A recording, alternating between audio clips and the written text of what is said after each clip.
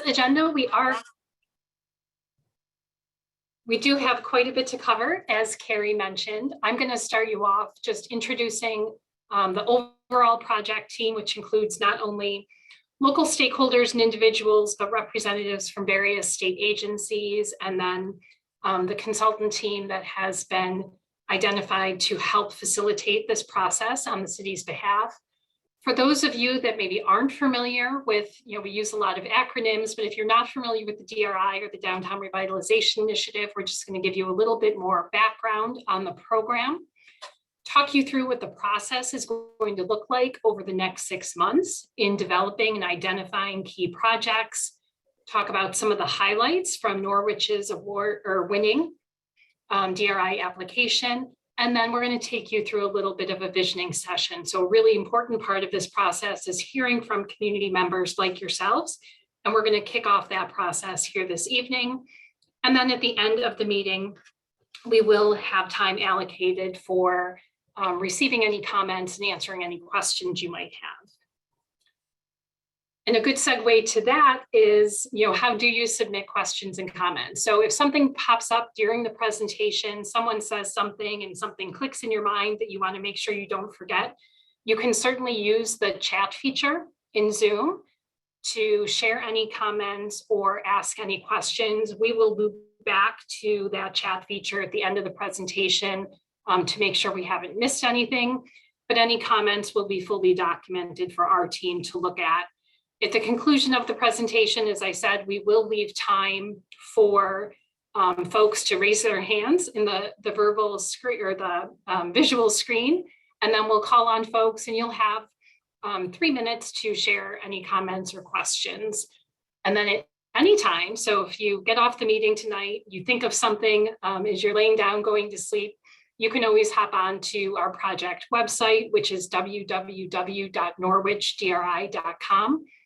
And there is a comment feature right on the website you can leave comments at as well. And our team will get all of those and respond as necessary.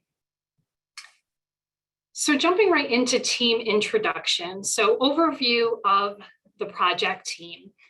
The project team is being served by a local planning committee. I'm going to talk about them more in just a moment.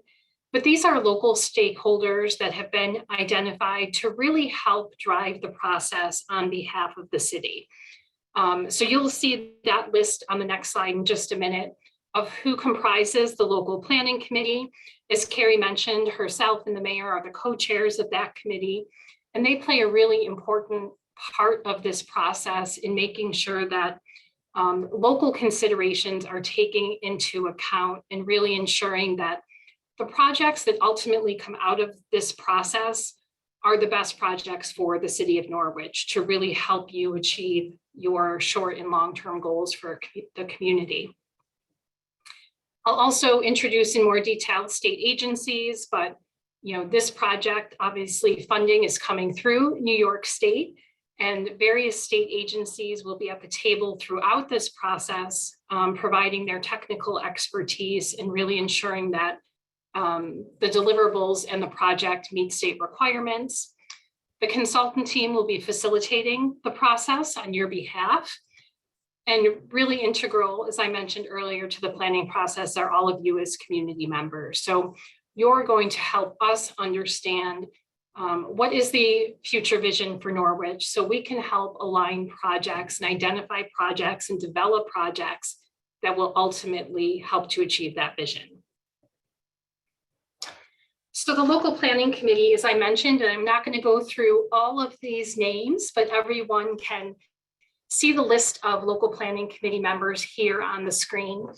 I will just add this PowerPoint will be made available on the project website. So anyone that wants to go back and refer to any of this content after the meeting will have the opportunity to through the project website.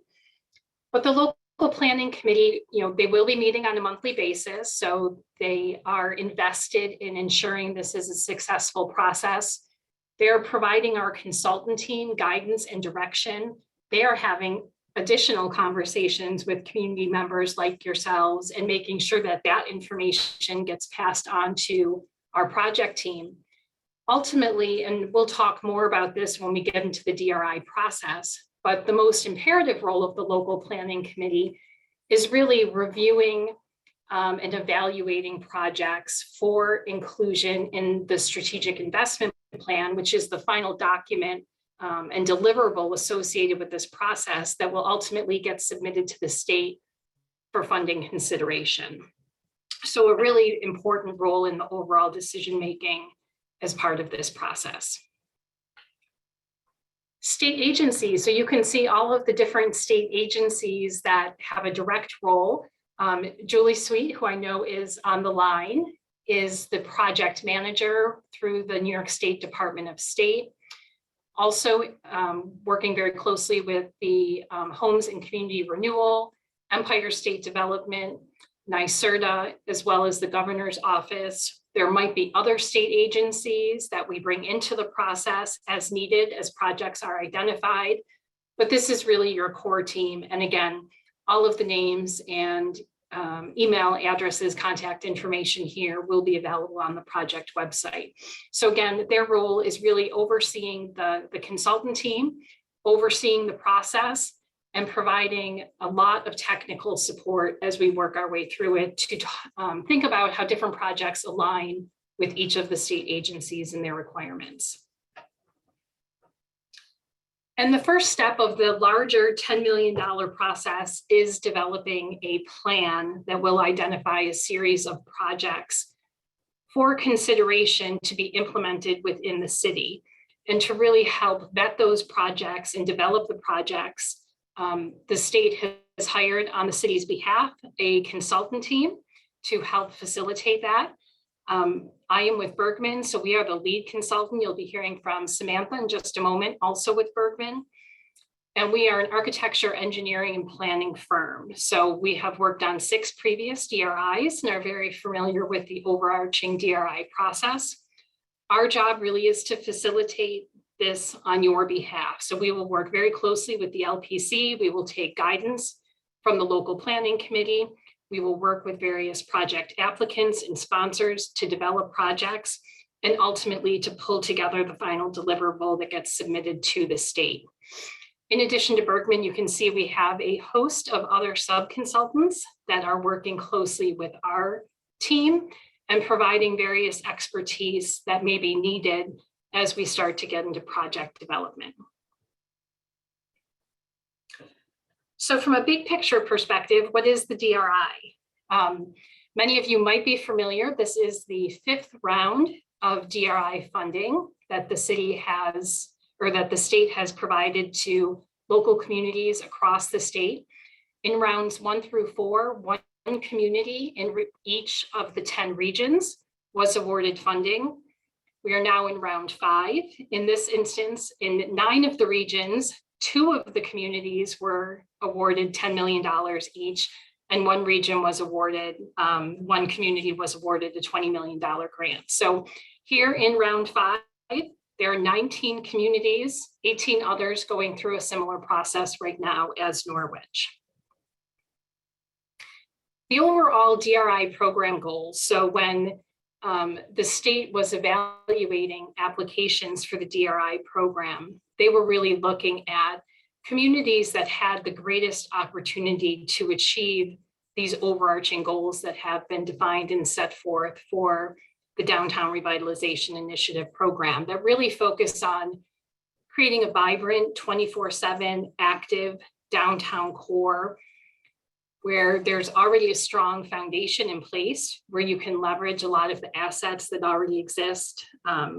Many of those right in Norwich, from your museums to your existing building stock to your park spaces and your arts culture, are great examples of some of those existing assets that we can leverage. But the goal of the program is to identify additional projects, right, that can build upon those assets, create that 24/7 living space. So thinking about places to live, work, and recreate that can grow the local tax base and that can really promote long-term sustainability, both economically as well as environmentally. And this really, recaps those key selection criteria that made Norwich a winner in round 5. So you'll see in just a moment, the DRI area has a well-defined boundary. It's a compact, walkable area. And the intention around that is by focusing investment within that compact area, you're going to see the greatest return on that investment. And there is that foundation, again, to create that year-round downtown that creates opportunities for not only small businesses and residents, but for visitors as well. And here is your existing boundary. It is 92 acres in total size. It is about 3/4 of a mile long. So again, compact, walkable, and investment in this key area will be focused. So you really start to see the impacts of that $9,700,000 investment that is going into the core downtown. And with that, I'm going to turn it over to Sam, and she's going to talk a bit more about what the next 6-month planning process looks like. Great, thank you, Kimberly. Okay, so jumping right into DRI planning process and the overall project schedule. So from a schedule perspective, the big picture schedule is really broken up into 4 major milestones. So December 2021, Norwich was selected as a Southern Tier winner of the DRI Award, and this generated a lot of community excitement and momentum, which we feel, and we are excited to be here with you as well to help guide you through this process.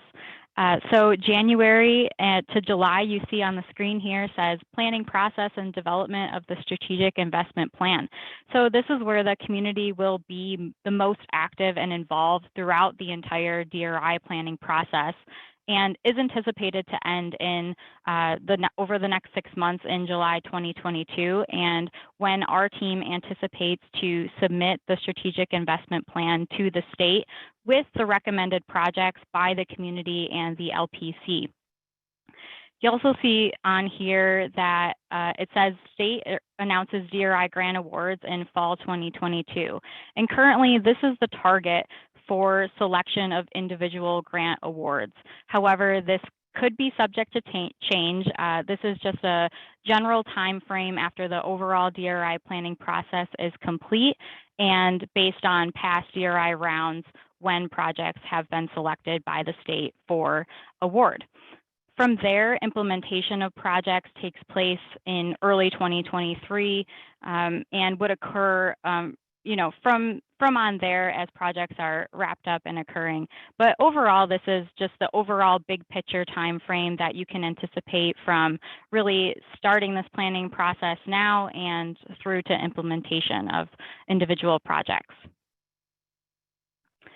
Overall, the planning process itself is comprised of 5 major components, really beginning with visioning and extending to the final deliverable, which, as you've heard Kimberly and I both mention here a couple of times, the strategic investment plan. And we will go through each of all of these different visioning and planning components, but overall, visioning is really where, and we'll get into some of this later on this evening as well, but visioning really sets the stage for the evaluation of projects that will occur throughout this process. The downtown profile is really essentially an existing conditions assessment that provides the framework for determining strengths, opportunities, and assets of Norwich.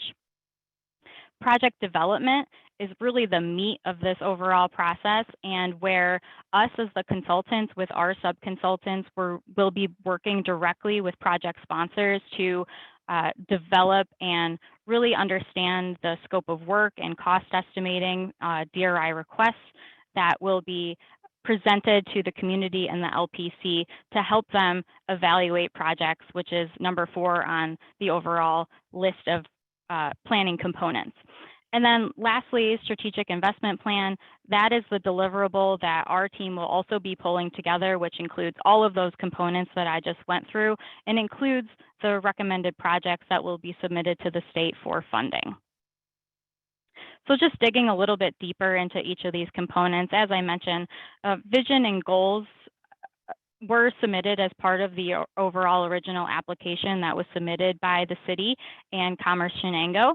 And really this vision and goals were developed with conversations and with local stakeholders, and as well as pulling different concepts and visioning components from local planning initiatives that have occurred over the last several years, including the Norwich Comprehensive Plan, as well as the Brownfield Opportunity Area that was recently completed in 2018.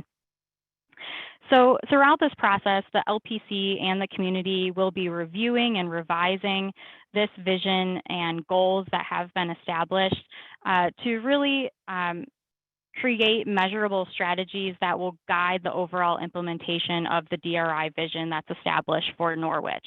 And really what this does is the vision, goals, and strategies are intended to help direct future development and select those investment projects that will essentially revitalize and help to catalyze other investment that will be occurring in downtown Norwich as well.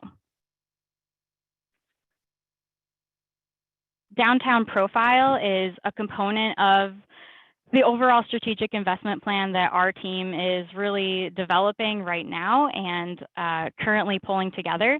And what this is really a clear, concise, and compelling narrative supported with mapping and graphics that really articulates the story of downtown Norwich and helps to highlight some of the key trends, opportunities, and challenges that downtown Norwich has. So you'll see here on the screen there are some bubbles with different topic areas, and these are really the major topic areas that are covered in the downtown profile. So some of these include land use and zoning. We have recreational and cultural and historic resources such as East and West Park that are, a large component and a strategic feature of downtown that act as key gathering spaces for the community. You'll see here transportation and transportation networks in general, whether that be multimodal networks, the public transportation system. We'll be taking a look at that and maybe what the strengths and opportunities are there. Market conditions to help us determine what is most feasible and what is needed in downtown. Environmental constraints, which could include an assessment of potential brownfield sites, as well as potential flooding concerns within the downtown area, and then major institutions, major employers, one of them being SUNY Morrisville, which is right in the downtown revitalization area, and then housing availability and characteristics. Really just all together, looking at all these different topic areas and assessing what are those key trends, opportunities, and what are those challenges that might help inform which projects could help us provide solution to some of those challenges and fulfill some of those opportunities in downtown Norwich overall. Another major component of the DRI process is really getting into identifying and developing projects, which we've been talking about for the last 20 minutes here, but really identifying and developing projects will be a major component and really help to facilitate which projects will be included in the strategic investment plan, which we're hoping will be transformative and catalytic, which are also words you'll hear us repeat throughout this entire presentation. But really there are 4 types of projects that are eligible for DRI funding. The first one here being public improvement projects, which are really capital projects that overall improve the public realm. And these can include park enhancements, streetscape improvements, but really overall help contribute to the overall revitalization of downtown and help to leverage and catalyze additional private investment as well. We have development and rehabilitation projects. So these are projects that involve the development, redevelopment, and rehabilitation of property.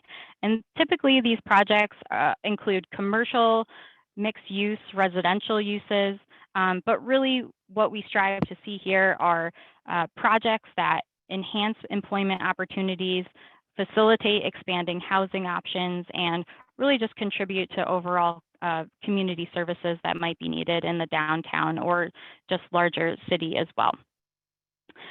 The establishment of a loan fund or grant program is also an eligible project type under the DRI, and these are really focused on smaller projects, including building and site improvements. Generally, in past DRI rounds, we've seen communities at least submit one, well, it's only allowed to have one small project grant fund in each of the strategic investment plans, but typically communities have submitted a small project grant fund up to $600,000, which are typically administered at the local level and can include the facilitation of facade enhancements for private building owners and other just smaller scale projects that maybe not be qualified as a larger DRI, a standalone DRI project, but could be something that is still needed by downtown property owners. And then lastly, you'll see here on the screen, branding and marketing. And these are really projects that foster a sense of place and help to improve downtown wayfinding. So an example of this type of project could be the implementation and installation of downtown signage that really helps direct and navigate downtown users to various destinations and key resources within the downtown.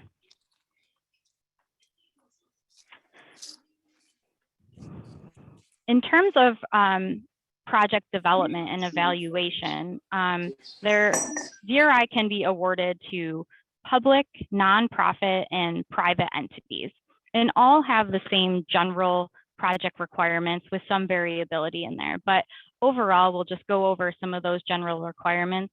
Number one being timing. So projects must be able to break ground within 2 years or sooner. And really, this is intended to ensure that projects are well developed and primed for implementation. The size and scale of projects is also considered, and these are to ensure that projects are of a significant size and truly transformative. So a new requirement as part of this DRI round is that no DRI awards of less than $100,000 will be made. And additionally, another project requirement as part of the DRI this round is that fully residential projects are proposed must be at least 8 units in size and have some sort of affordable component. So this is where the LPC will really come in to determine what that affordability component will be in conjunction with the state. But that's something that's not completely set in stone and something that the community can work together with to achieve. There are also match requirements, and these vary depending on whether it is a private or public or nonprofit entity. And for privately sponsored projects, the DRI funding will not cover more than 40% of those projects.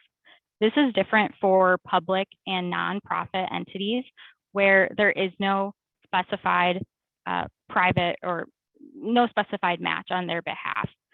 This is something that the LPC can determine if they want to require a match at the public or nonprofit level, but just overall, the intention of the private or local matches to ensure that we're leveraging other sources of funding, whether that be private sources of funding or other state or federal resources as well.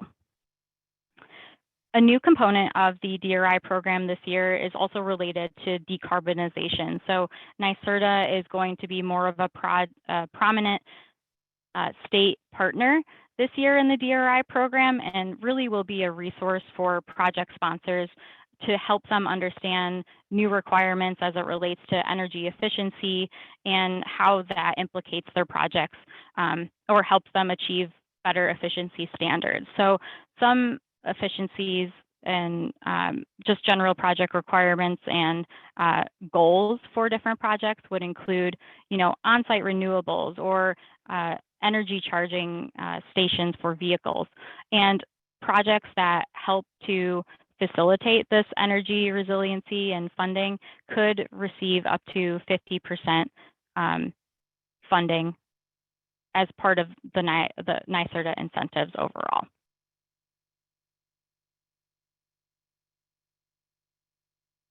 During this process, Bergman and our sub-consultants will also be working with project sponsors, as we mentioned, to really develop what we call project profiles. And these project profiles are essentially a detailed description of project scopes. They include detailed information that the LPC and community will need to determine if projects are ready for implementation, how much projects will cost, and if they help to facilitate the overall vision and goals of revitalization for downtown Norwich. So listed here on the screen are just some of the evaluation criteria that projects are evaluated against, starting with the alignment of the goals of the DRI area and just the DRI in general. So does the project align to both the state's DRI goals as well as the goals that will be established by the local Norwich community? Does the project have a catalytic effect? Does it have the ability to really jumpstart or continue additional revitalization and investment in the downtown? Is the project ready for implementation? Can they be implemented quickly and efficiently? Do project sponsors have some of their, notches clicked in their belt with, do they have funding underway or, local matches of funding or other concept plans developed and cost estimates pulled together? Are the cost of those projects effective and feasible? So our team will be helping to determine cost for different projects, as well as if they're reasonable and well developed. Does the project sponsor have the capacity to implement and sustain the project overall? And this really relates to, does the project sponsor have the experience or the resources to realize projects successfully? And then lastly, co-benefits. So what are the secondary benefits of implementation of projects? Does the project overall have a significant impact in the downtown and help to generate additional economic activity, help to grow the local tax base, and overall just improve the quality of life and tourism opportunities in downtown Norwich? In addition to some of the eligible projects as part of the DRI program, there are also some activities that are considered ineligible. And this is because really DRI funds are intended to be used for activities that are one-time costs and help to directly implement the strategic investment plan and the specific goals and vision of the community. So some of these activities that are ineligible for DRI funding include planning. We have operations and maintenance, and this is because funds are not intended to be used for ongoing or routine expenses. We have pre-cost awards. So this is specific to the fact that the DRI program is a reimbursable program. So typically, project sponsors will have to expend their project's expenses before they are reimbursed for the projects that they have implemented. And the pre-cost award is specific to the award of individual projects that are selected by the state. So costs incurred before approximately this fall would not be eligible to be covered as part of DRI funds. Property acquisition is not an eligible cost for DRI funding either. So property acquisition could be included within the overall project cost. However, this would have to be covered by other sources of funding and not part of the overall DRI request from the state. And then other training and other program expenses, as well as expenses related to existing programs, are also ineligible. As I mentioned, the strategic investment plan is really the document that pulls it all together. So I don't know if any of you have really had the opportunity to go onto the state's website, but listed on the state's website, they have all of the DRI community strategic investment plans that have been completed in the past 4 rounds. And if you haven't looked at them, I would highly encourage you to look at them because all of them are very thorough and really just help to explain the overall process and what the final deliverable will be. But really this includes the DRI area boundaries and the justification for those boundaries. As Kimberly mentioned, we really want the DRI boundaries to be very walkable and compact, and all of the projects that are implemented would have that catalytic and transformative effect because they are all within proximity to each other and play off one another. The downtown profile and assessment, as we talked about, is also included in there, as well as the description of vision, goals, and strategies to help implement that overall strategic investment plan. The downtown management and implementation strategy is really just a description of how the city and its specific partners will help to implement the strategic investment plan over time. And then probably the most important part are the projects recommended for DRI funding. And overall, the community and the LPC will be helping to identify which projects are overall included in that strategic investment plan. And our job is really to present those projects to the LPC and the community, and for you to tell us what is most important to you, and we'll help facilitate the overall revitalization vision of Norwich itself.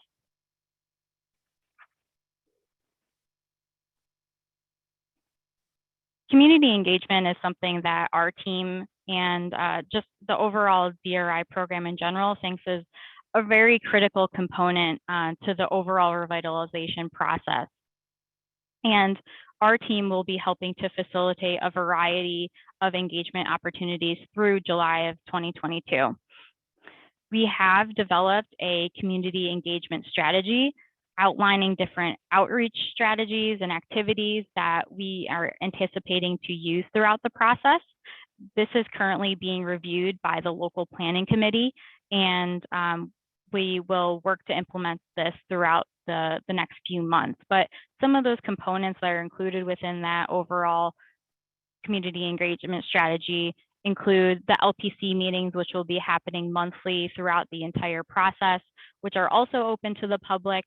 I'm sure many of you had attended that, and maybe that's how you learned about this call as well. But another component are public workshops.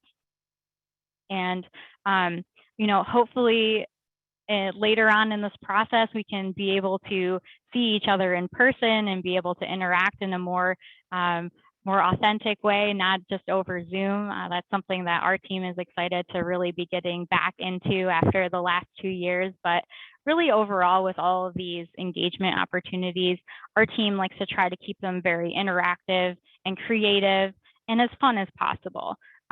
So one of our favorite engagement strategies related to the DRI is what we call our DRI dollar activity. And hopefully we'll be able to hand you all $10 million in person, and we'll have you spend that on what projects you would like to see implemented. So fingers crossed for that.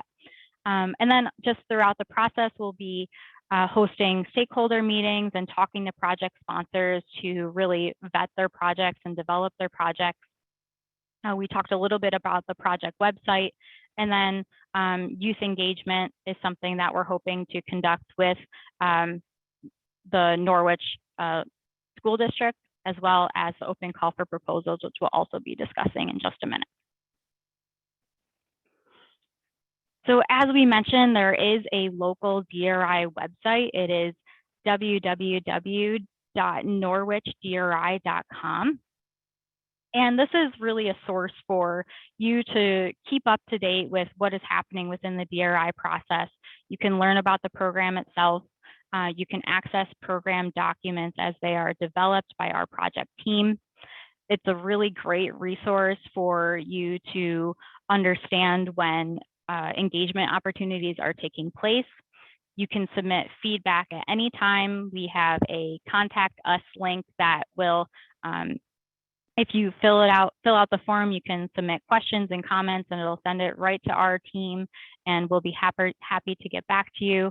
And then this is also an opportunity where you can download and submit the project proposal form, which we will be discussing in just a minute. But another important part of the project website, I think, is that it links to other DRI web pages, such as the state's DRI web page and Commerce Shenango. So it's really just a source of everything DRI. If you have any questions or just want that little bit of, need a little bit of more information, you can always go there and check that out. In terms of upcoming engagement events, as we mentioned earlier, the LPC will be hosting monthly meetings throughout the end of July.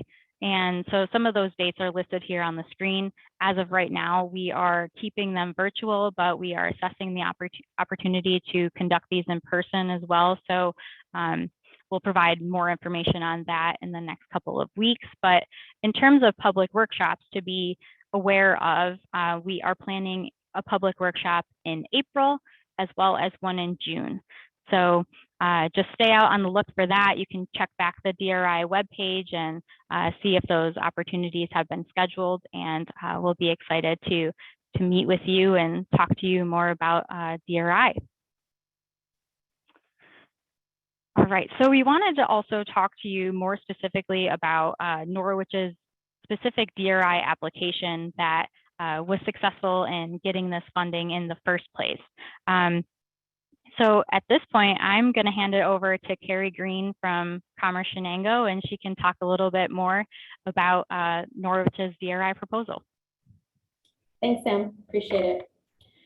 So part of our application, we were required to show some recent and ongoing investment, things that our community has already done or in the process of doing, to show that we really had private investment that was happening already, and that this additional money would really catapult that to the next level, which is, we did prove that, and that's part of the reason why we won, which we're very excited about. So this just talks a little bit, I'm not going to go through each box on here, but it talks a little bit about the investment that has been made already in our community, and there's a lot of it. There's a lot of great investment that's already been made. So we're really happy to take this to that next level.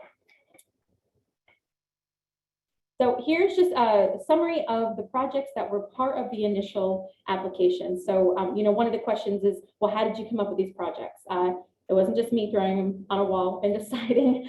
We had a committee that was meeting. We met for about 18 months to work on this project. We talked with stakeholders. We met with building owners. We did a survey. We talked with our local community. We had a committee. A lot of the people who were on the LPC were part of that group. And, we really put a lot of thought into this. We thought, okay, if we could do anything and have everything, what would it be? And from there, we narrowed it down to things. Okay, well, what buildings do we actually have? Who actually could invest in this? That's where a lot of these ideas came from. So real quick, just run through the 12 ideas that you see here. One of the ideas was to create a 45-unit boutique hotel in the middle of downtown, establishing a business and workforce training center, improve access to and safety in upper floors of key downtown buildings. This was really important. I heard this a lot from building owners, and I know some of you are on the call today, so thank you for giving us that feedback. That was really important. We have a lot of really great buildings downtown that could be wonderful for housing. Something that we heard from building owners was that it would be really difficult to make the investments and improvements that they need because they can't afford to pass that cost off to their renters. It would make it impossible to rent those spaces. So that was something that we really heard loud and clear. So thank you for that feedback. Creating micro retail space to recruit and support entrepreneurs. This is something, again, we have a lot of entrepreneurs in our community, and we wanted to find additional ways to help support them. Our Arts Council facility is amazing. It just needs a little bit of a facelift, a little bit of an upgrade. There was a lot of talk about some sort of a maker space, artists in residence possibly program. That's what that building might possibly be used for. Taking a look at our downtown parks and what additional enhancements could we do. We had a major parks project here many years ago, but what's that next level? What are some things that maybe they weren't able to do that now we could do? Or what are we seeing with all of the live music that we have downtown and all the events and festivals? What are some of those additional investments that would make this really, really amazing for our downtown? Improving downtown circulation for pedestrians and cyclists, very important, ways to connect our downtown community. Develop a sustainable public art program. We talked a lot about what does art look like downtown? How can we bring public art to some of our very common downtown spaces, to our sidewalks, to our main areas downtown. There's a lot of great ideas already around that. That connectivity to the museum district. The museum district over on Rexbridge Street is such a huge tourism attraction for us. We have really wonderful facilities over there, but there's a bit of a disconnect from people who are visiting those museums to get them to our downtown business district and vice versa. So how can we create more connectivity by, you know, is it signage? Is it walkways? Is it, you know, additional lighted spaces? How do we really make those two different, very different sections of our community into one? Enhancing our central green space downtown, installing vehicle charging stations in public locations, and possibly the development of a new visitor center. We get so many people who visit our community every year. How can we enhance this, make something that's open 24/7? What does that look like? So this is just an overview of the projects that were part of the original application, and I know that we're all excited to see what other projects there might be. Thanks, Carrie.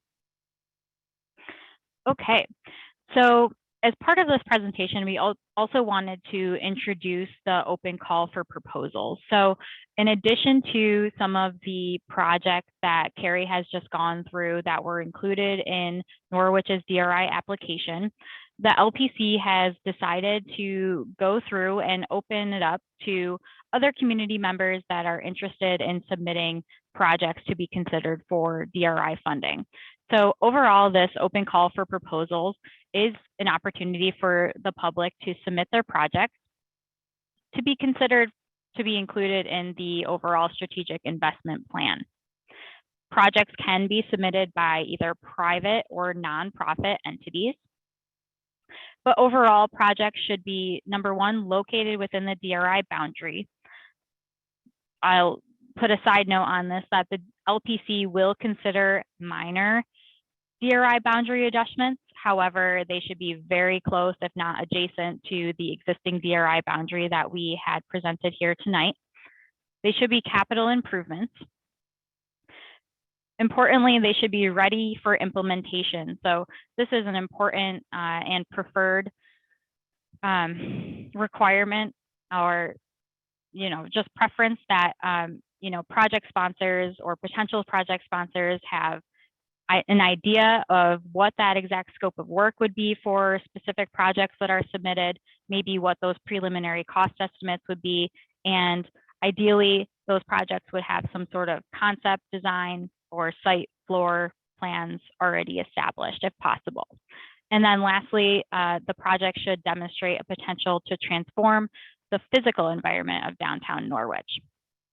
Now, if some of the projects don't necessarily have concepts or site or floor plans put together or preliminary cost estimates established, that's where our team can come in and really help to develop projects with project sponsors that come in and submit a project. So that project sponsor would have access to technical support from our team as well as state agencies to help them with the creation of renderings or help them with cost estimating and ensuring that everything in the project, which are privately building and site requirements, meet the New York Stretch Code as well. So for those of you that may have a project, we have established a project proposal form, which is not yet public, but hopefully we will be able to release that at the beginning of next week. But really, we would have potential applicants really fill out some information regarding their project proposal, which would include a brief description, an understanding of where the project is located, who might own the property. That's an important component. So you might have a great project idea, but if you don't have control over maybe where that project is implemented or an idea of how it would be implemented, that would be something that the LPC would take into consideration when evaluating an idea of who would lead that project and maybe what project partners would be needed to implement the project. As I mentioned, a preliminary cost estimate would need to be established, and then a description of how you think the project will benefit Norwich. And just so everyone is aware, we are planning to have an open call for proposal information session next week, Thursday at 6 p.m. This will also be hosted virtually. We don't have all the details fleshed out in terms of the Zoom link and everything established as of right now, but I would say if you are interested in attending that information session and learning a little bit more on maybe how to access the application and how to fill out the application and what the project team and LPC will be looking for, just visit norwichdri.com over the next couple of days and we will be posting that information. And then we will also do a press release and create a flyer with that information as well, just so the public is aware at more of a larger scale.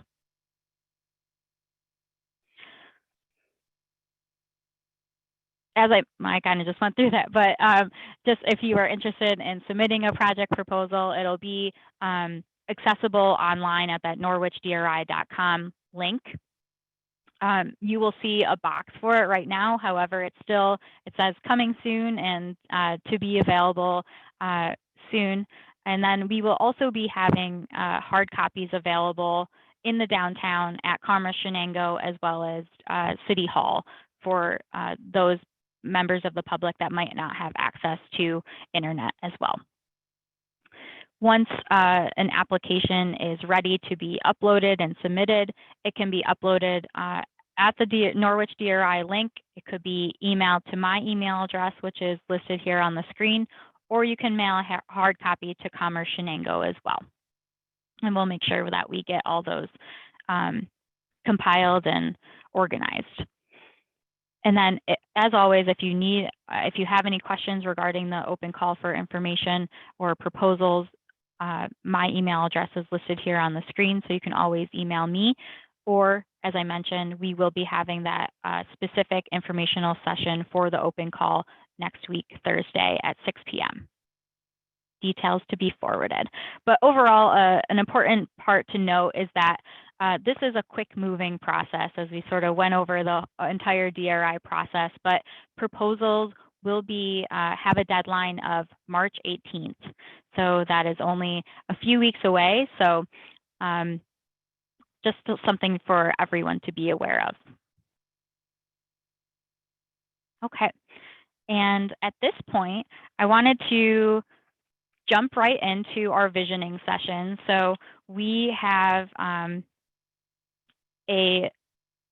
few questions to answer regarding, what is your overall vision for downtown Norwich? What are your specific goals? So either, since everyone is on here virtually, you can either open a new tab in your internet browser, or something that I find to be even more fun is to, use your cell phone to log on to www.menti.com. So it's MENTI.com. And then once you get to that screen, it will ask you for a code. And that code is also listed here on the screen. And it's 2013-4614. And I can put that in the chat as well. So let's do menti.com and code 2013-4614.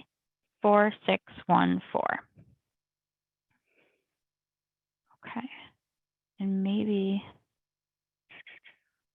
let's just make sure I'm sharing the right screen here.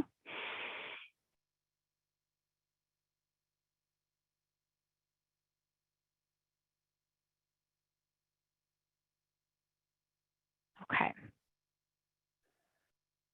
And it's also the internet link, as well as the code, will be listed at the top of the screen throughout the entire exercise. So everyone should be able to access it. But if you're having trouble, please just submit any comments or questions in the chat as well. But at this point, let's see if I can advance this. Okay, so our first question here tonight for everyone is, in a word, how would you describe Norwich to someone who has never been to downtown Norwich? And this is fun because once everybody starts submitting answers, it'll start popping up here on the screen. And those with bigger words will be ones that were submitted multiple times, and ones that are smaller will be ones that are less common. But so far here, we have quaint. We have, oh, Norman Rockwell, great. Americana. Samantha, Yes. Samantha, this is Julie. Are you supposed to be sharing screen right now so folks can see that or not? Oh, yes. Can you not see it? Or I cannot. And Okay. I see others nodding. Let me see. Oh, sorry about that. Let's try again. Screen 3. Okay. Can you see it now? Well, hang on. Okay. It's Yes. going, yes. Now we can. Okay. Yep. Sorry about that, Thank you. everyone. Okay. So yeah. So some of the words which I see maybe multiple people have answered is quaint to describe downtown Norwich. We also have family-oriented, walkable, charming, industry, and potential, which I would say definitely are all accurate descriptions of Norwich. Does anyone here on the call want to provide a little bit more meaning about, what answer they have provided here? So somebody has listed here gritty. I don't know if the person that has listed gritty wants to sort of provide what they mean when they say that adjective.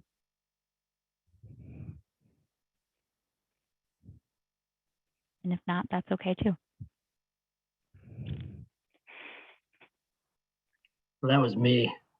That was this is Adam Spence. I wrote gritty just because, those of us who grew up in the who grew up here and were here in the 70s and 80s have seen Norwich get sort of kicked in the teeth over the years, and yet there's just no quit in it. And I, frankly, might say the same thing about Buffalo, which is a town that is a city that my wife's family is from. Just it's a place that I think has grit. I mean it in a good way. Yep, absolutely. That's great. Thank you, Adam. All right. So walkable, potential are also very common words that we've seen here as well tonight. Okay. The next question is, in a word, what is the DRI area's greatest strength?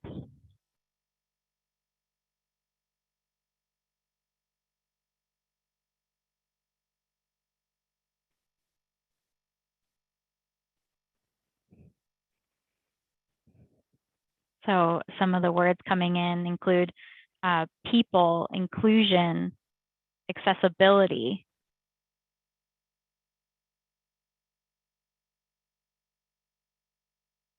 Events. I've heard a lot about events that occur mostly within East and West Park that draw in a lot of residents, but also visitors. So, maybe there are some specific improvements that could happen in the park to really help facilitate additional events in the downtown as well.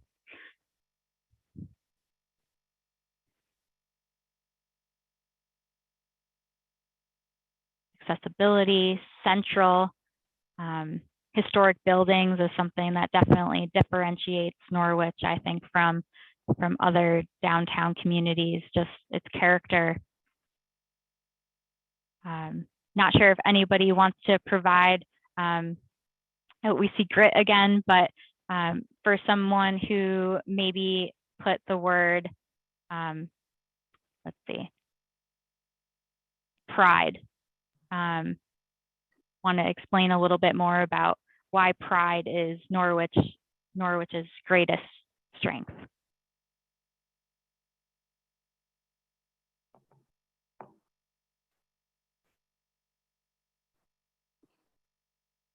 I just want to make clear that I didn't use grit. I don't believe in reusing words in these games. That's okay if you did, Adam. That was Alicia from the Shenango Arts Council. I have worked here and been very close to the people here for 7 years now, and people are very proud of Norwich and very and I mean this in the best possible way, quick to point out its assets and how and the community feeling of how important being, in Norwich is. It's, it's important that everyone, we're proud to be from Norwich. We love Norwich and we want to see it succeed. And I'm one of them. That's great. Thank you, Alicia.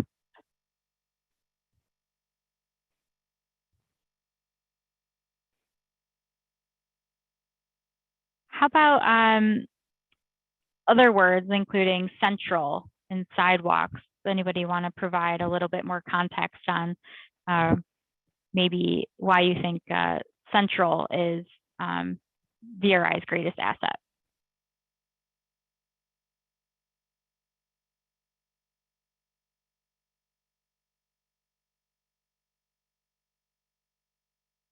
Okay. Or anyone else want to explain their submission for DRI's greatest asset and why you think the area is accessible or walkable? This is Mary Branham. I put community, but I meant more like sense of community, how we come together so well when you look at like the events that happen here, like Colorscapes and Blues Fest, where Gus Macker, our community takes great pride in bringing things together for everyone to enjoy. And Thank you, Mary. It's just a safe community too. I think a lot of people like the fact that they feel safe here. Mm-hmm. Absolutely.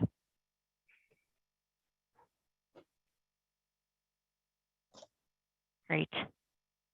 Okay.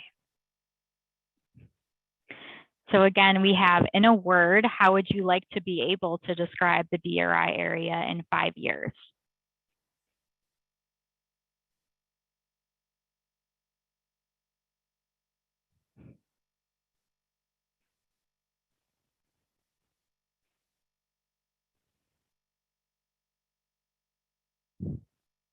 Integrated, thriving, vibrant, robust, comprehensive,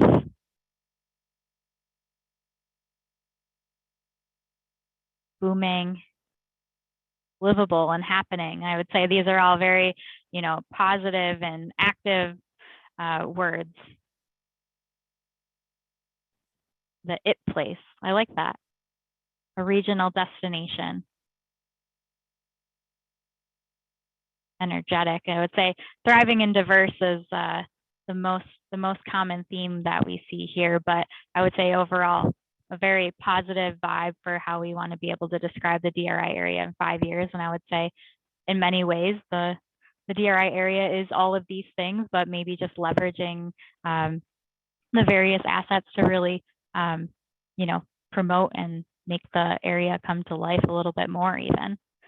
Not sure if anybody here on the call who submitted their answer wants to just provide a little bit more context about their word that they submitted and why they would like to see the DRI area be described that word in 5 years.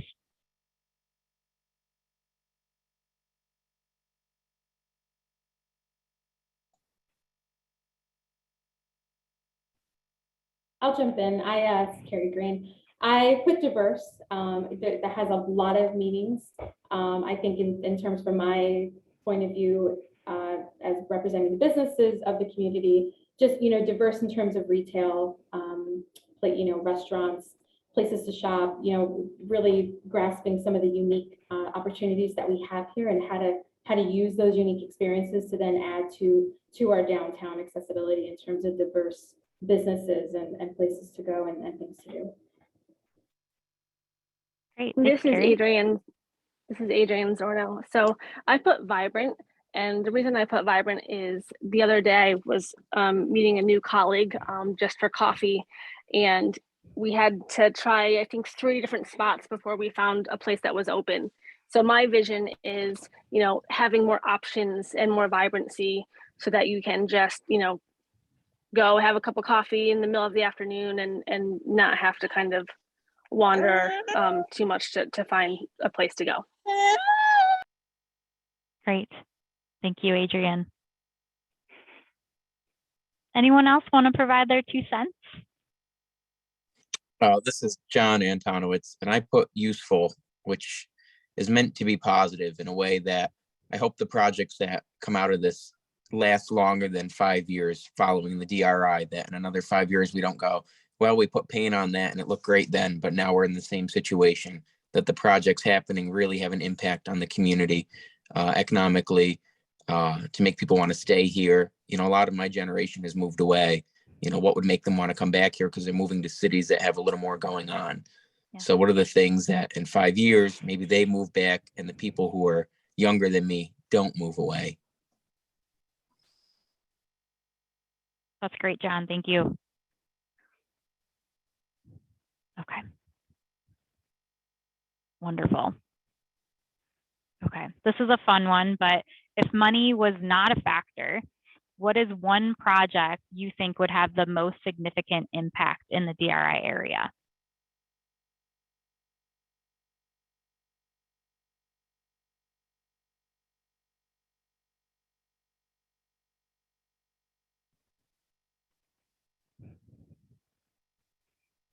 A brewery, state-of-the-art childcare center, a hotel, revitalize the Ungwintine building, a concert venue,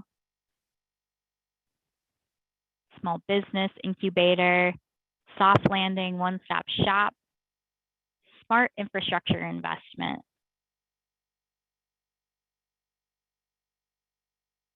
rails to trail, a maker space, so another incubator type space for you know, entrepreneurs, living spaces, live work lofts. A lot of really great ideas here, and actually I think a lot of these are even captured in the original DRI application, and maybe additional projects that are anticipated to come through the open call. So that's great. Hotels, attract a manufacturing industrial employer. The conversation pit that encourages thoughtful conversation. So sort of like an incubator, makerspace type business, serving local food, drink from surrounding businesses. This is really great stuff. Does anybody want to expand upon their submission and explain a little bit more about their one project that would really just transform downtown Norwich?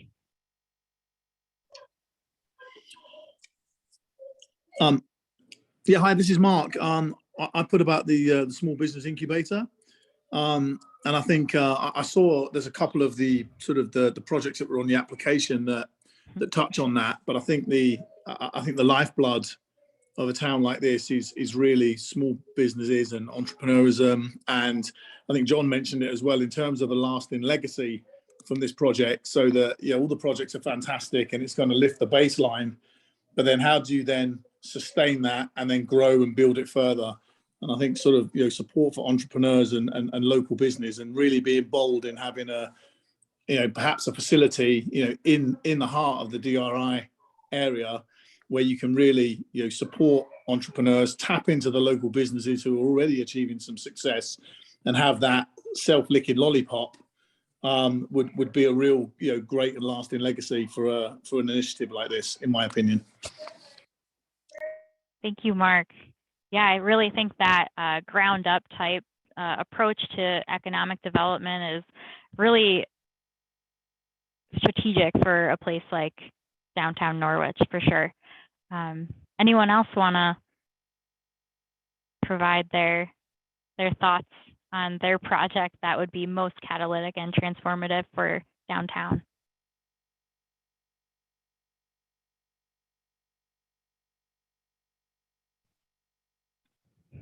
see what else we got here. Hi, this is Jessica from the Shenango County Historical Society Museum, and I think that housing is critical. We've been able to bring in some really dynamic young professionals for internships and residencies, and it hasn't always been easy to find comfortable living accommodations for them. And it's harder to make the case for convincing them to stick around and stay around if the accommodations are less than desirable. I could go into stories, but I don't think that's necessary. I think just finding nice, comfortable, affordable, reasonable places for these folks would be very helpful. Great. Thank you, Jessica. Okay. Right, well, if anyone else wants to provide their thoughts and feedback, then now would be the time. I think this was our last visioning question that we had.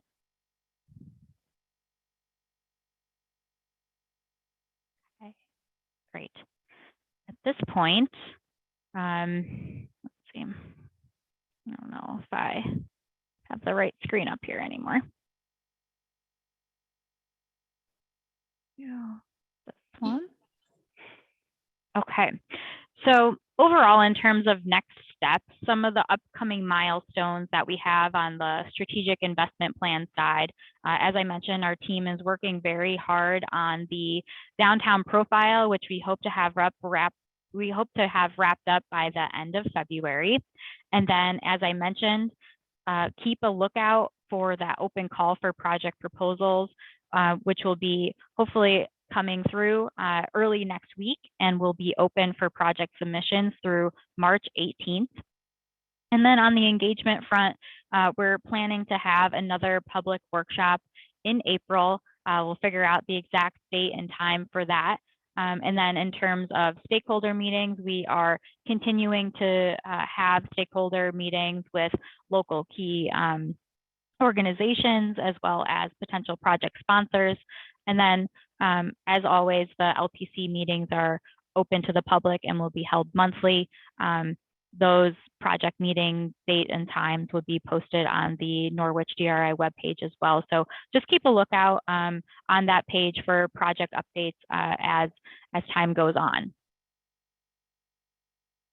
At this point, that's the end of our overall presentation, but we wanted to open up the floor for public comment and give a chance for public members to ask questions and provide feedback. So the guidelines that we'll be following for this, just because we're virtual, is if you have a question or comment to ask the project team, we would have you raise your hand on Zoom if you would want to speak, and then what we will do is call on individuals one by one who raise their hand to have you speak your piece. But in terms of comments, we are asking that everyone limit their comments to 3 minutes. If possible, please state your name and affiliation at the beginning of your comments, just for record keeping. And then we just ask everyone to be respectful to each other as well as the project team as comments are coming in. So I'm not sure if anyone had any comments or questions at the top of their mind here today. If you do, please feel free to raise your hand and we can run through them now. Or as Kimberly mentioned before, in terms of the project website, you can always submit questions and comments there as well. Okay. So Preston Evans, I see you have your hand raised. If you could please state your name and affiliation, and you can feel free to speak. Sure. My name is Preston Evans. I am the Vice President of Development and Donor Relations with Achieve. We currently have a day habilitation site located way up on Country Club Road. But we recently wound down operations of our CWS packaging facility in downtown Norwich. I just had a question. We're planning on kind of reusing one of the spaces, renovating it, redoing it to really offer some more community-based programming, right in the heart of downtown. It is located, however, the primary site that we're looking at that we want to redo this with is located at about 1.5 blocks down East Main Streets, right off of the actual boundary for the DRI area. And I was just wondering if they're going to be taken kind of on a case-by-case basis for the ones that are just outside that area, if the area is going to be expanded, what that kind of looks like to see if there's eligibility for a project like this. Great, thank you, Preston. So that's an easy question for us to answer, is that if your project, which it sounds like it's pretty close to the existing DRI boundary, the LPC will be considering minor adjustments to that boundary. So I would say at this point, you can feel free to submit a project if you have a project at this point and an idea. And then we will compile all that information for the LPC, and it will be at their discretion whether they would make that boundary adjustment change to include or not include. Thank you. Thank you.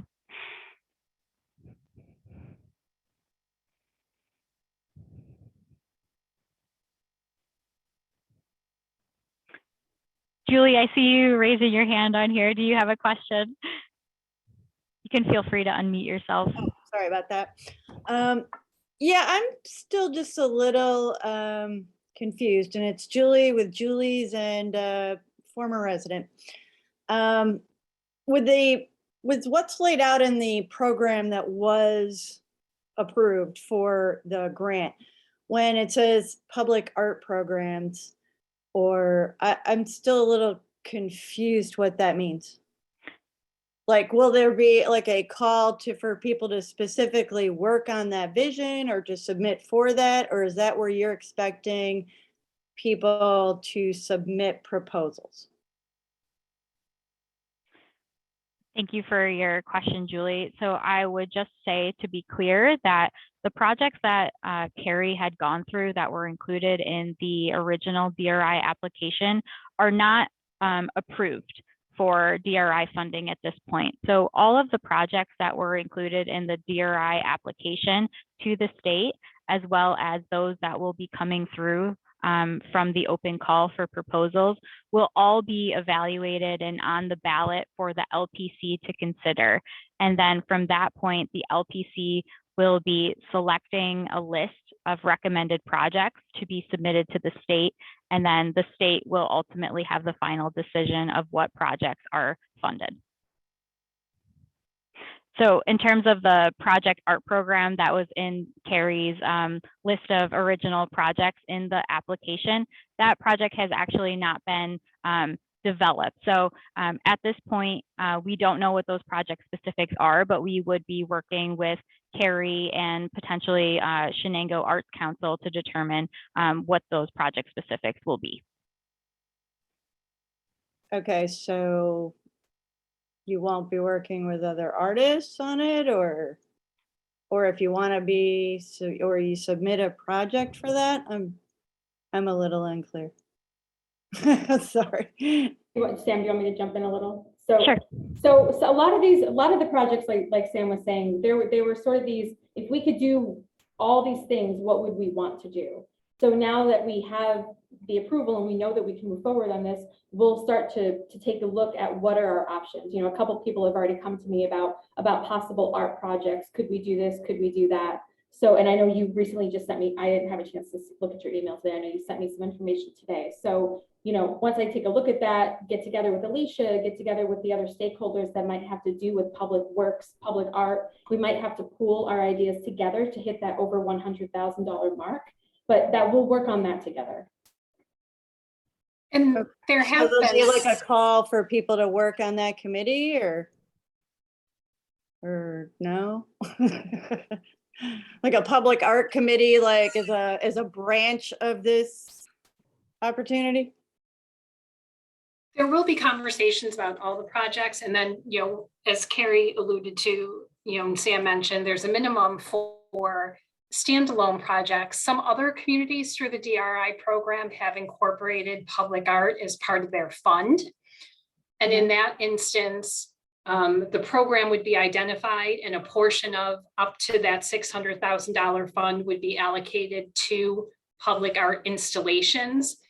And if that was the case, what those actual installations were and a call for artists would come after the funding was identified by the state. So it may be identified as a preliminary goal in this phase of the process, and the more detailed phase of what those installations look like, how to apply, would come afterwards once that was funded by the state, which we're now thinking those announcements will be in the fall of this year. Okay, Does that help? sort of. Well, I'm looking at public art that also could be directional as signage, which is in your plan. Like, can it fit more than one criteria? It couldn't, and if signage is identified as a project that the LPC identifies as a priority project to be included, again, it would be conceptual at this point. And then once that project was funded, the actual design of that wayfinding and whether it had an artistic flair or not would be determined as you got into the design phase, which again would come in a latter phase of the project. Okay, thanks.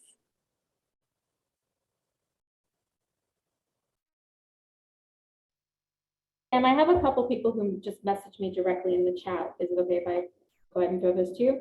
So one of the questions was about, is prevailing wage a requirement for private projects? And you probably will go over this next week, but can you touch on that? Yes, so all of the projects that ultimately get funded by the DRI and are selected by the state will be held responsible to fulfill various state requirements. Typically, they do include prevailing wage as well as MWBE requirements as well. So yes, and all the different state agencies, which private and public nonprofit entities would be contracting with, have various requirements, but overall, I would say those apply. Yeah, just to clarify, Julie, prevailing wage is something that you know, it depends on whether that project is subject to prevailing wage, and there are very clear and distinct requirements for what projects are subject to those. So you would have to evaluate that, you know, what that project scope consists of and whether or not it would be subject to that. But other things such as MWBE goals and competitive procurement for any services that would be needed, whether it's design or actual construction, and competitive bidding would be required as outlined by the state agency that would manage that contract. And just to clarify, you know, once projects are awarded by the state, they are then divided up among various state agencies, the ones that were listed earlier. My agency, Department of State, often takes on the public improvement projects, some nonprofit projects. HCR, Homes and Community Renewal, would take on things like a fund if that were awarded money through DRI, as well as projects that are consistent with like the Main Street New York program or residential projects. And then ESD, Empire State Development, would manage private projects. And we all have slightly different requirements and as part of our contracts, but that's something that, you know, over the course of the next month, you know, we will work with project sponsors and provide technical assistance for, you know, any outstanding questions regarding that.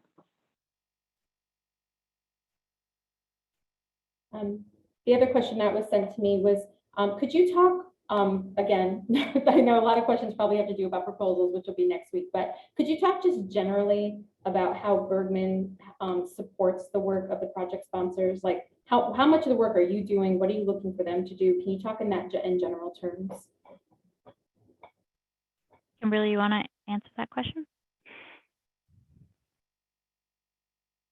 Yes, so we are really here to fill the gaps in project development. So because project readiness is such an important factor in the decision-making associated with the DRI program, we are assuming that projects have some information readily available and have been completed already associated with them.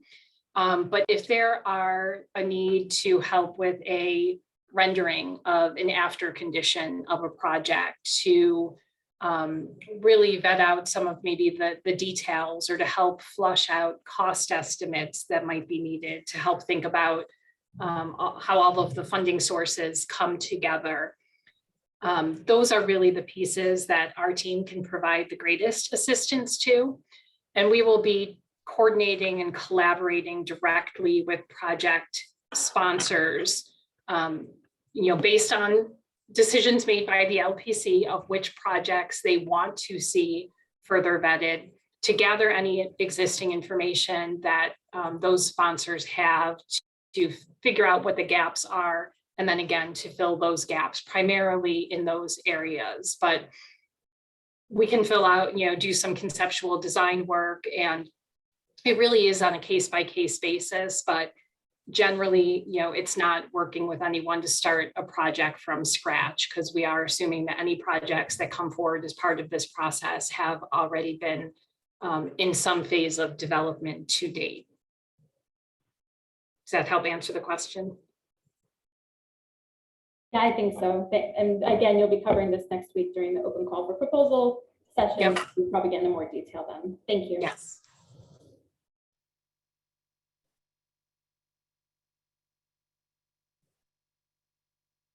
Did you have any other comments or questions that came in directly to you, Carrie? No, nope, that was the couple that came to me. So thank you.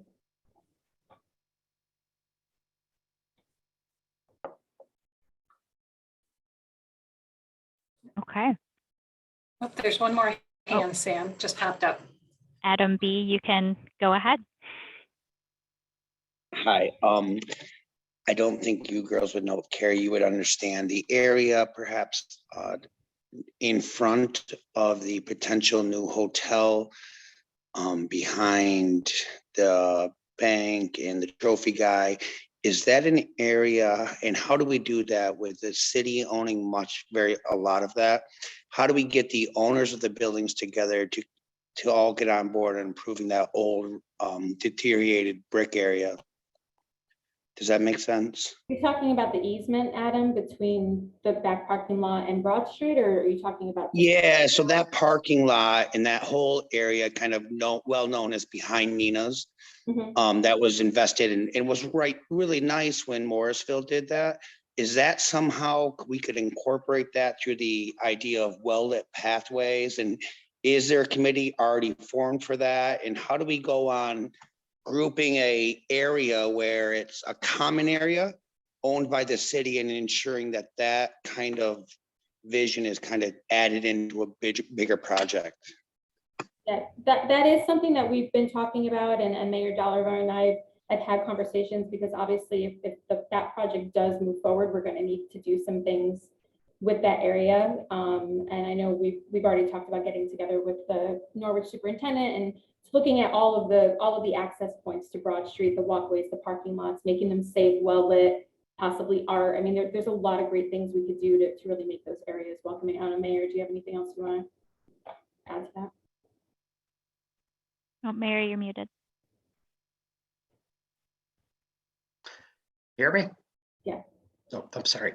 Yeah, no, I agree. We do need to remodel that parking lot. Our parking lots do need attention, but I agree if the hotel does move forward, that's definitely part of it. But yes, it does need to be cleaned up, better lighting. That has been a conversation that Carrie and I have had a few times.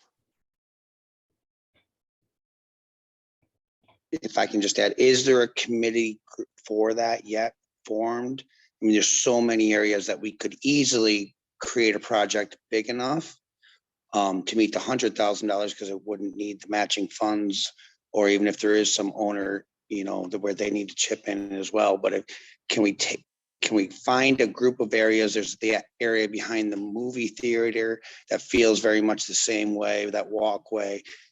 Can we make a map and create a group to kind of focus on those little alleyways and whatnot? American Ave would be another one that could use some major improvements. I just don't know how we find, in the limited scope of time we have, to do that, because I think that would create the biggest impact of all of the things that have been discussed. Yeah, we've already started looking at that, Adam, and I think when the LPC meets next, we'll talk about work groups.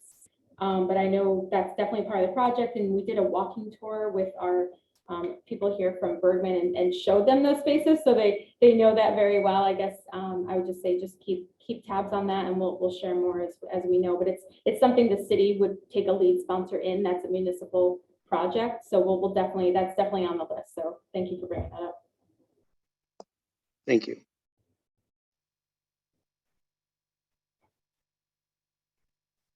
Patsy, did you have a question? Oh, Patsy, I think you're still muted.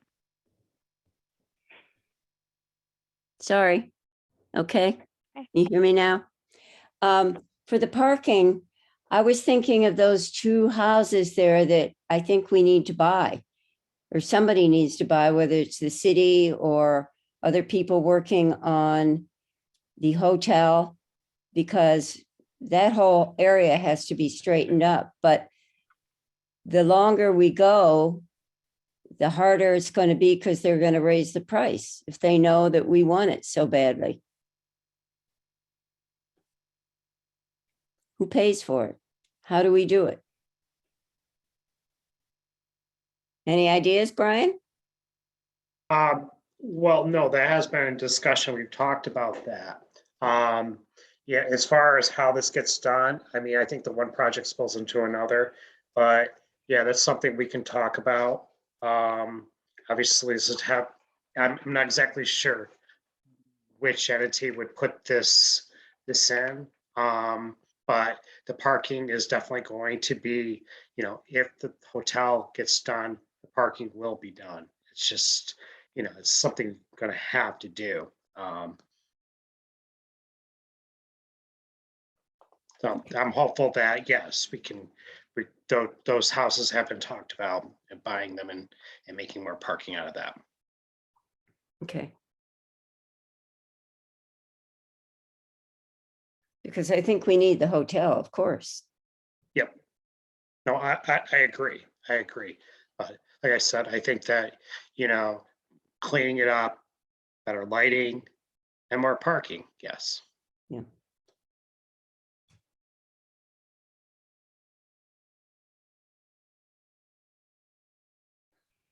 Jamie Mullen.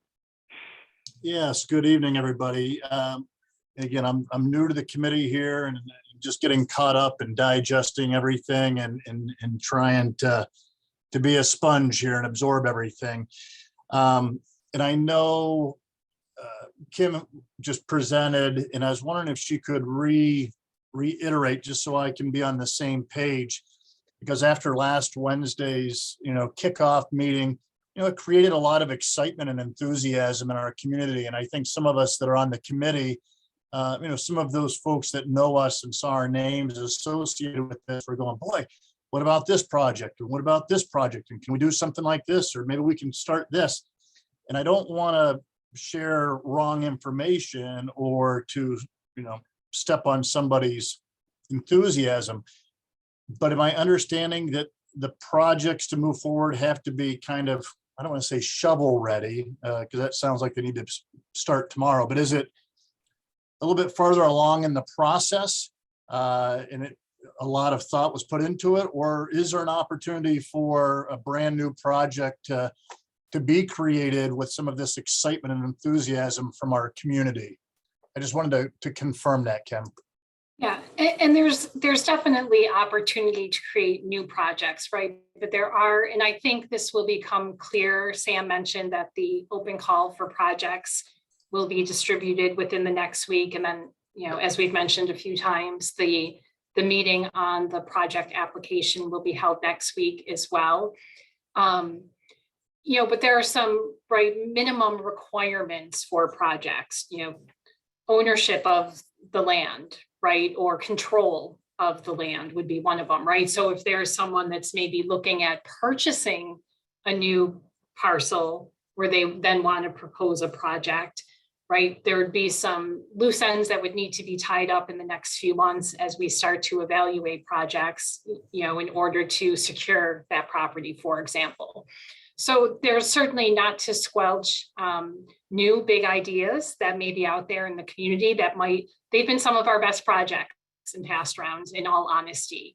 But we do need to make sure that projects do meet the minimum evaluation criteria in order to not only get recommended by the LPC for consideration by the state, but the state will be looking very closely at the projects too, and how well do they comply with the evaluation criteria, and do they meet that minimum criteria? So I know there's still questions regarding that right now. I do think over the next week, there will be a lot more clarity that we can share with the community in the open calls that will help to create a better understanding of what may or may not be eligible.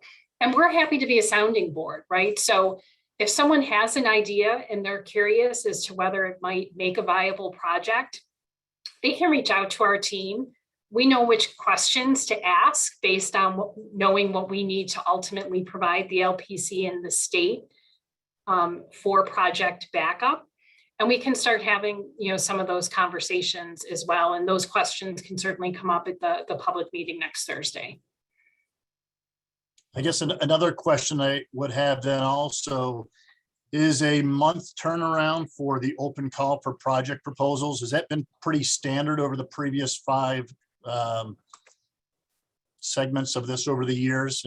And I just know there's some folks that have some great ideas and they're like, wow, how am I going to put all this together in 3 or 4 weeks to submit it by a deadline that is coming up? So I just wanted to ask that. It is very consistent. Sometimes it's 3 weeks only, right? Because to the point of we are looking for projects in most cases, right, where there has already been some thought and consideration put into them. But again, when the open call is made public, I think it's not an over arduous application. I think it's 4 pages of information that we're asking for, a brief description of the project, who owns the property, where is it located, what's the general budget. So it's pretty basic information that we're asking. So I do feel very comfortable saying a 4-week period should be sufficient to get those initial applications in. And again, after we get them, we will loop back with applicants and flush out any of the gaps or details that need to be flushed out.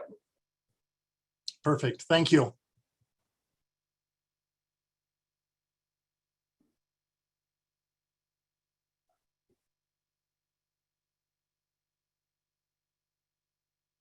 Okay. Well, if there are no other comments or questions at this time, I would like to thank everyone for their time and participation in tonight's public workshop. There will definitely be multiple opportunities for you to stay involved in the process throughout the end of July. So keep on the lookout on the DRI webpage and stay in contact with LPC members and just the larger community about project happenings and when meetings are scheduled in the future. So at this point, I would say thank you for attending, and we appreciate your feedback. Thank you so much. Thank you, everyone. Thanks for attending you. Thank you. Have a great night.